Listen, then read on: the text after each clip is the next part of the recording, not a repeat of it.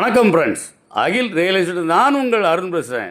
நீங்கள் பார்த்துக்கிட்டு இருக்கிறது தென்காசி மாவட்டம், தென்காசி டு திருநெல்வேலி செல்லக்கூடிய தேசிய நெடுஞ்சாலையில் சாலப்புதருங்க. சாலப்பூர்லேருந்து 250 அடியில் இந்த வீடு வந்துருங்க. மெயின் ரோட்லேருந்து போர்வைக்கு அருகாமையிலே இருக்குது இந்த வீடு. பாருங்கள், அருமையான வீடுங்க. அவுட்லுக் பாருங்கள், பிரமாதமாக இருக்கும். இது 4 சென்ட் இடத்துல அமைஞ்சிருக்குங்க. இந்த வீடு கார் பார்க்கிங் இப்போ நம்ம போகிறது.